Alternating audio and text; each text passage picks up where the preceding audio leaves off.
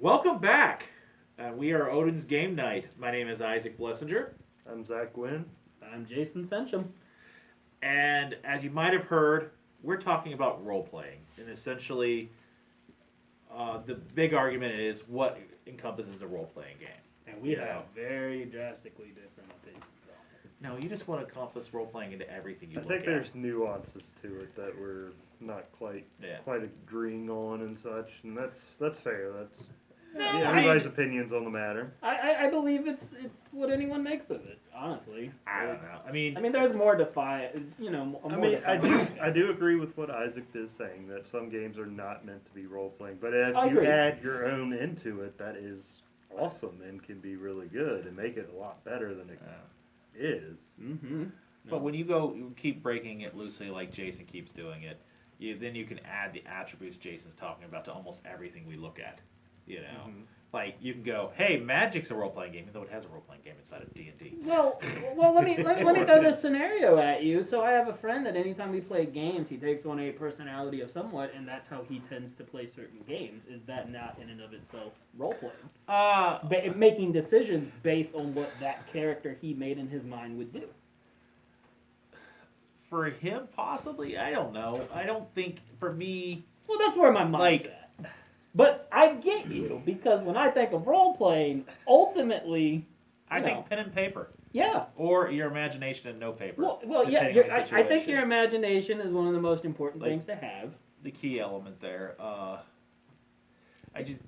Because you are imagining you as somebody I think different. What we would have to do first is to separate tabletop RPGs from video game That's RPGs. probably more better. Because that's true. Technically, every Final Fantasy is an RPG. Technically, RPGs are a category of video games. Yeah. I know. Well, in that respect, you take control of the different character that you play. Yeah. I guess. Yeah. But when I think of RPGs, I don't think of those. Honestly, like I think of D&D. You create a character or have a pre-created character, and you're given you control. In an RPG game, you have a pre-created character. All I'm saying is that the whole time you were talking about, I was thinking of, what is it? Fallout. Oh yeah.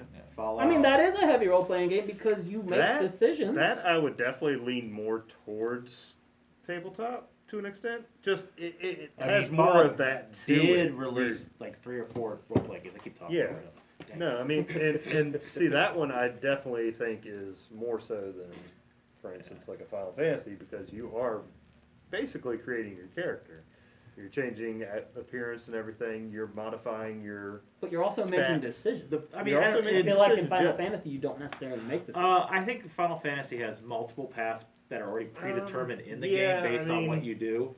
But so does role-playing, your traditional role-playing games. So say you're playing D&D and your very first encounter of Strahd in the woods when he's got his wolf pack there and he's just sitting back, where you have a chance to encounter Strahd, or you can just focus on the wolves. So if you go after Strahd, that probably just ends your campaign right there, and you just making new characters. But that is a choice that you can make. Or when you get to the village, when there's multiple people you can talk to, that lead to different kind of path and campaigns going on depending on your GM. Well, yeah, and honestly, I think the amount of different branches one can honestly encounter in a role-playing game are endless. I mean, your options are fight Strahd or not, but you could also run away. You could join him. You can. There's just. I feel like there's just an endless amount of opportunities in true role-playing fashion. right. Yep. I mean, And sometimes you have me that just free rolls with the Strahd campaign, not really sticking to the book, and now my campaign is Dracula dead and loving it. Yes. I'm okay with this. It makes me laugh. It makes them laugh. They have fun. Personally, I times all believe around. that's a very important aspect to role-playing games. As with all games, having fun. But honestly, I guess it depends on the kind of mood of the game you want to play. Do you want to play a serious one? Do you want to play a goofy one? I mean, it's up to the DM, of course, but right. the DM should talk about it with their players. Mm-hmm.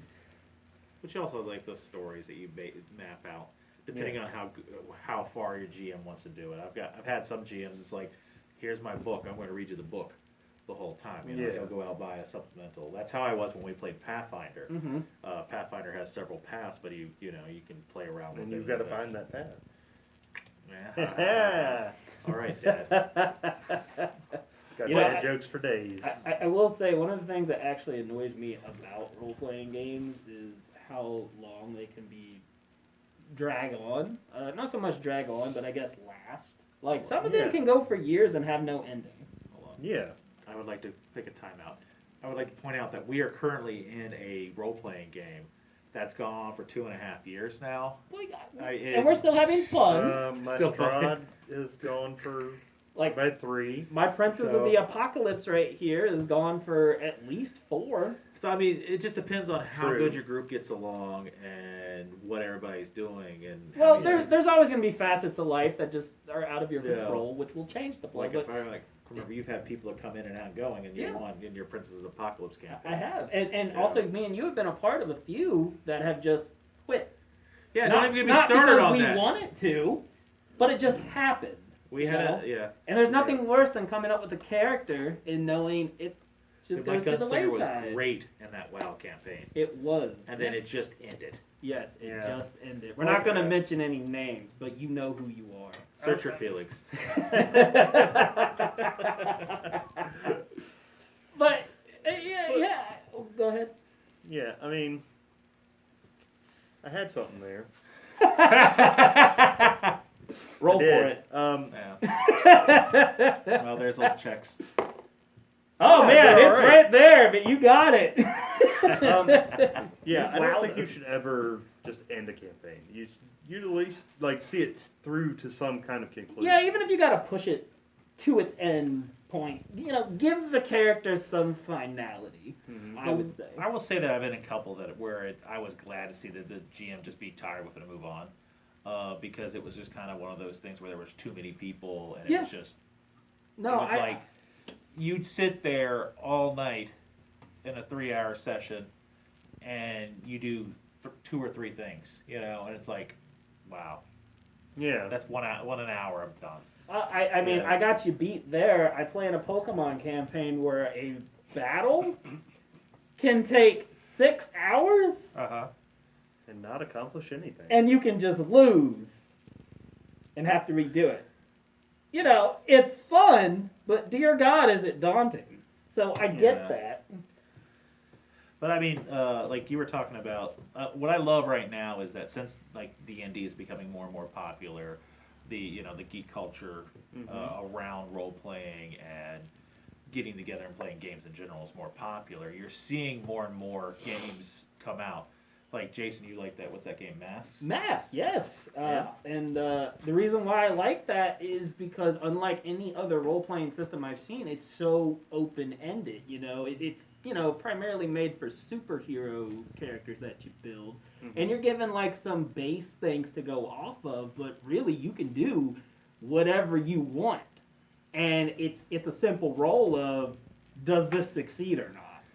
So you're not defined by simplifying it is attributes. Definitely a better thing. Yeah, I think I've played in some campaigns where the game system revolved around you given a set of stats. It's all you're going to have for the set of stats for the whole game, and it was just maybe 6 stats. Strength, strength, weaknesses, run, stuff like that.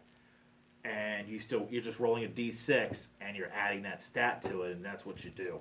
Yeah. That's either how you succeed or pass if you reach the certain number that the GM decides. I mean, I'm going to be honest but with it's you. a story-driven. That one was very much a story-driven game. Where And ultimately, these RPGs do come down to, the story, what you're trying to accomplish with it. Mm-hmm. Whether you're trying to tell some fantastical tale or just have some fun with your friends.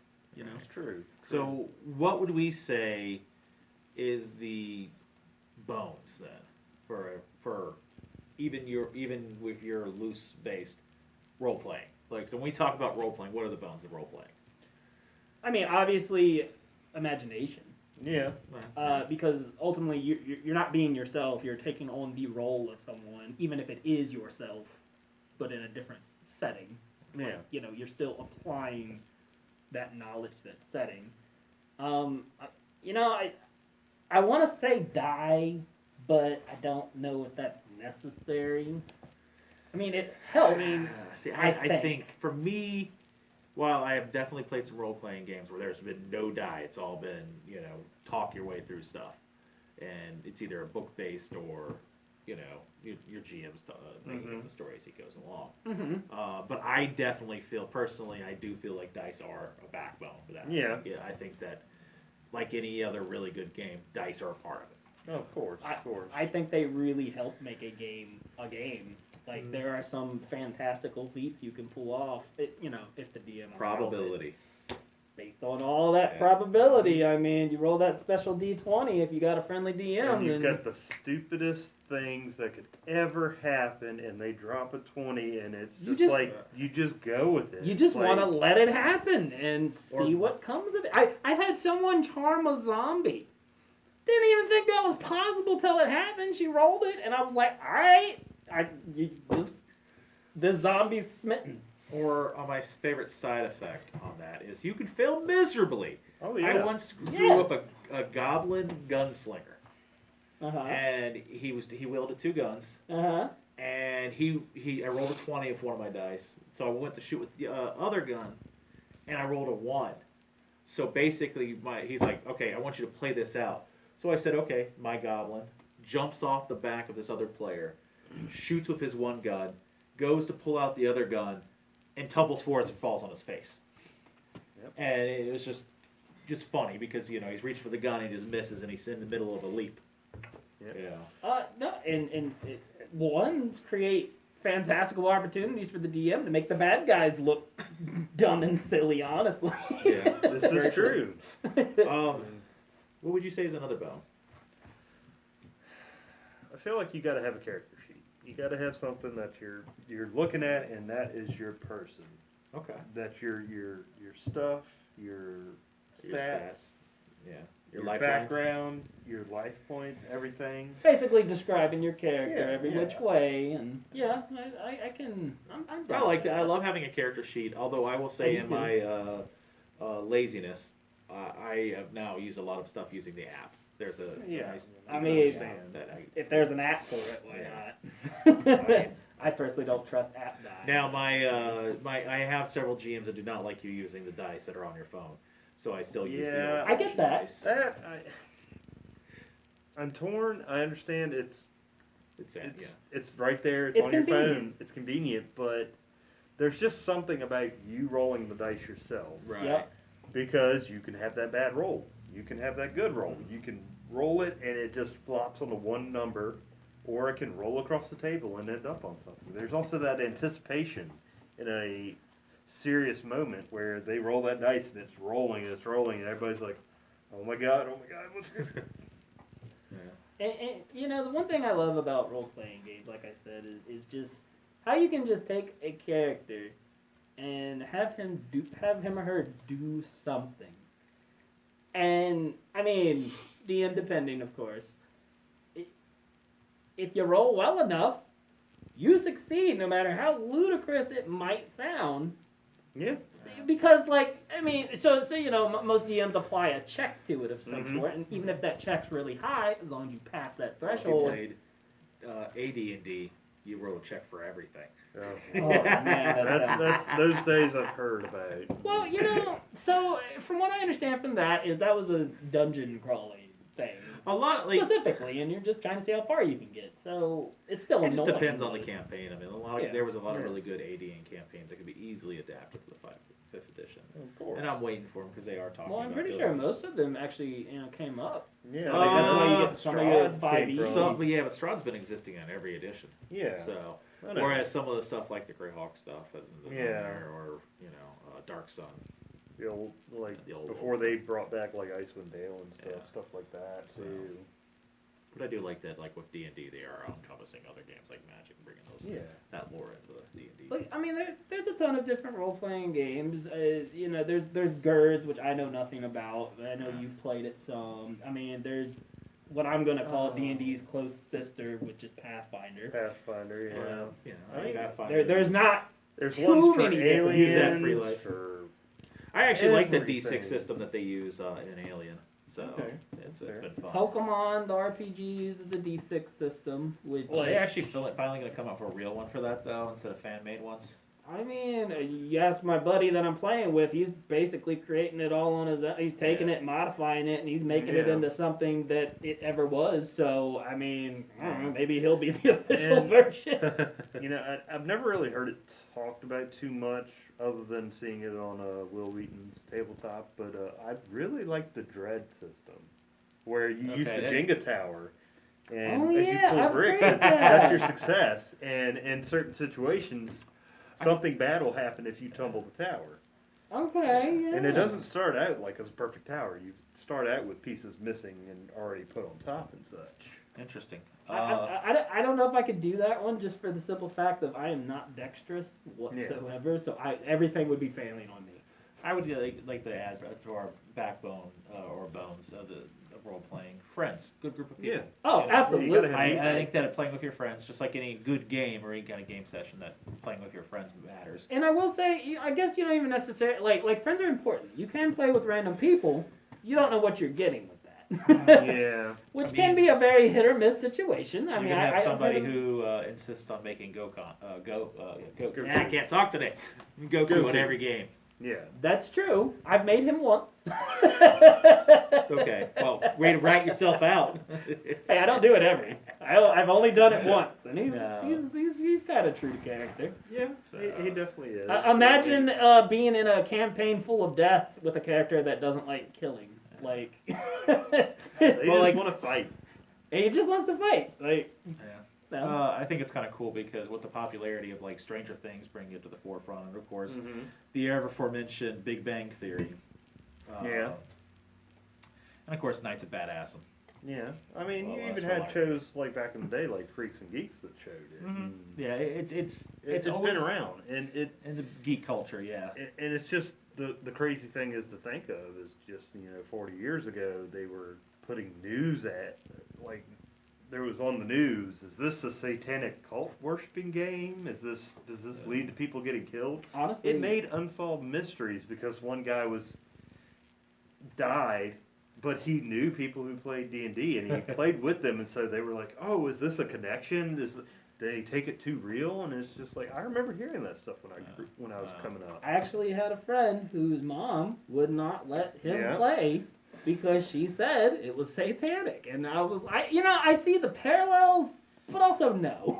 Like, I don't know. It's I a played a game with stretch. you or two. To me, it's a stretch. It is. And It's a a lot big of one. people, I like this because we have a mutual friend that really first met him, not very talkative, came out of his shell. Oh my after that. God! Yes, role playing just helped him open up so much. Yeah. Like that Yeah. first moment when he just came into character, none of us had seen that before. I was out the of him. DM. I didn't know what to Yeah, do. it I was shook like, him. what are you talking about? It was one of the greatest, and ever And it since just- then, it he just worked. yeah, and he just keeps making these crazy characters that just do, and it's awesome. And I'll say this, like, when I first started playing D&D, I was all about the combat. I want to get that. Oh, I want yeah. to get the items. But as I've played and grown up with it, the role playing itself is so much more fun. Oh God, yeah, and being a DM, as That's so stressful exciting. as it is. Oh yeah, I mean everybody likes fighting, Yeah. but Well, yes, like I enjoy a good I like being fight good too. brutal, but- I enjoy manipulating the mechanics to see what I can do in a fight. yeah. Like making a bicycle kick from Mortal Kombat come to life in a D&D system is really entertaining when you can pull it off. But Yeah. like I really like you said, I like the role playing this, and being a DM, you get to role play a bunch of different facets. And like I've been able to humanize a villain to make him make All right, her Disney. like basically I made the players not really want to act on her. I honestly I like that idea of making like the big bad relatable. Yes. Even though they are bad, what they are doing is evil, but with their intentions and such, you can see which way they're coming from, and that's just depth is the best part of that. Yeah. And like the more ingrained with your character you are, or at least of the character's mindset, I feel like just it creates different parallels that are just amazing when crossed. And you know, I would like to add another dynamic to role playing: group dynamic. True. I mean, yeah. I mean, it depends if you get a good group. I mean, yes. Sometimes there's gonna be like it's best to talk about this ahead of time when you're setting up your characters. Mm-hmm. But sometimes you just get a group that clicks on its own. I mean, and it works out. But then there's that times where you have a group where 3 of the members click and one of them don't. True. And a year into it, he's like, I kind of want, I don't know if I like doing this anymore. Yeah, you have to be able to grow. Throwing some shade at make me there. compromises and stuff like that. You got to be able to bend with the flow of the campaign. You do. You do. It's important. Communication, for sure. Communication is key. That's a big one. And that's both DM and players, too. Because if you have a DM that's just doing a bunch of stuff that you don't like, it's important you tell them that. I don't know. I only have 2 DMs right now. And both of them, one is more traditional, that you have your dice. There's no fancy, castles being built or anything like that. Or it's just your character sheet and your dice. Mm-hmm. I really like doing that because he'll throw some stuff in there you don't expecting and some challenges, and then you're told your character didn't sleep through the night and you don't have any spells to use with when you're a spell wielder. Makes your day living, kind of hard. So he's rough around the edges with you as opposed to loose and more. Whereas nicer. I have a other DM who built, who brings out the maps and he goes out his way to buy all the little figurines you can think of so you can see the difference between you and the creatures, and creates little zones for it, which is fun. It really gets you involved. It does. It changes a little bit about that. You get to see. It helps you with the I can't talk. Visualization. Yeah. We got you, bud. Yeah, there we go. Mark that down in words I can't say. But ultimately, I think what it comes down to is role playing is just, I don't know, whatever you make of it. I personally think. I mean, it kind of goes back to this. To me, it's getting to use your imagination again, like you did when you were a kid. Yeah. All those times I went outside and threw my Pokeballs around, acting like I was catching Pokemans. Now I can actually do it. And it's pretty cool. Except when you get a butthole of a Pokemon that hates you. It's your own fault. That's true. It is my fault. That's what I understood. I mean, the thing is role-playing is, getting together with your friends and having a good time. Acting out a story. Sometimes messing up that story completely. Oh, yeah. And going off walls to drive you, by accidentally, and driving your GM crazy. Yes. Yes. But it's a lot of fun. The amount of things one can do with a single decision is amazing. That's a word for it.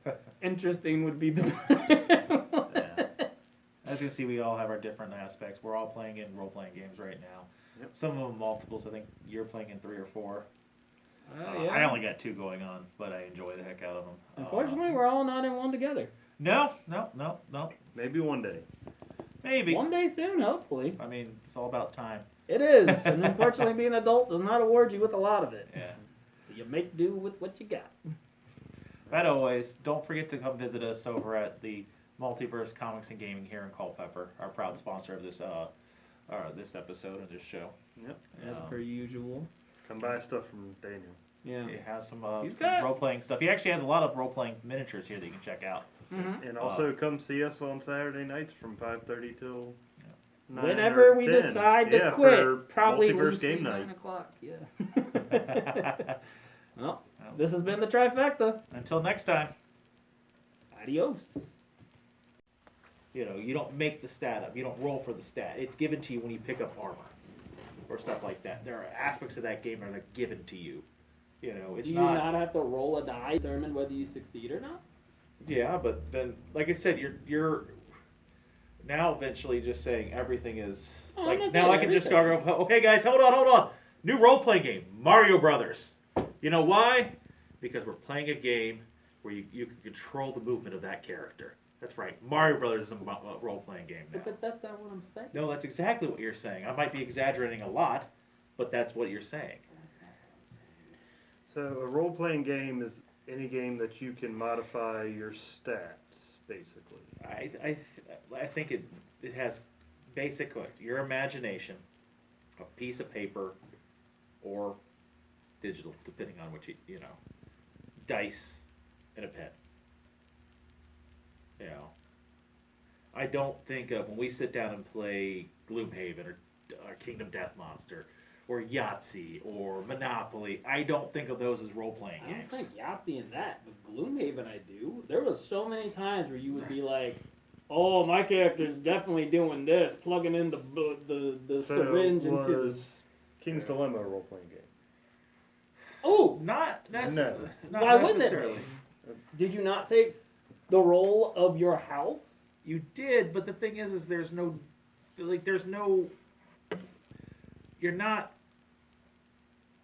you're playing, it's a card game at that point, basically, with some elements. There's no dice play, there's no, now granted, I have played I've had played role-playing games, there's no dice involved whatsoever. Not as fun as you think. Well, story games, but I get it. Yeah, I mean, but the thing is that when you loosely go, okay, if we're going to talk about this, and I'm going to go, in my mind, this is my character.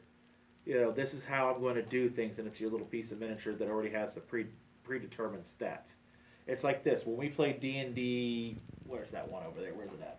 Are you talking about the D&D board game? Yeah, the D&D board game. That, to me, is still a board game in its essence. Even though it borrows D&D and borrows D&D elements. No, I'm with you. It's still a board game. I get that. You know, same thing with Seasons. I was a cruel dictator in Seasons. Well, that's a game that purely has no role to really play. it doesn't have any characters to play for Right, per se. You're but just a color. The thing is that And I'm not saying we should apply that to everything. you're trying, like, while oftentimes games like Gloomhaven and Kingdom Death Monster are dungeons in a box, you know, I don't feel like I could strictly play Gloomhaven and go, this is it. This is how this character does whatever's on the paper. I don't basically not associated Yeah. with personality. Correct. Now, I might add it in there just because I enjoy doing that, and sometimes taunting you is the best thing in the world. It's all about who you're with, but I still don't think it's hard. It's a role-playing game. It's kind of like that D&D card game that you have, where we have to go in and we're fighting those like globs and stuff like that. Wow. But you can modify your stats. You can modify your stats, but you're given original stats, and you're not that wasn't a character you came up with at the top of your head. It was given to you. Well, You know. technically the starter D&D sets give you characters. Do they? I don't know. Yeah, they have I've just characters always- pre-built for you, so I wouldn't say a role-playing game is defined as not being able to create your I don't character. know. According to Oxford Languages, a role-playing game is a game in which a player takes the role of imaginary characters who engage in adventures, typically in a particularly computerized fantasy setting overseen by a referee. As i.e. a DM. There's no DM in Kingdom Death Monster Or either. somebody Or reading the Gloomhaven. rules, to an extent. Yeah. I mean- I don't know. I just don't think of those, and I will never ever think of those. Well, I do believe that there are some categories, which would be a dungeon in the box. You know.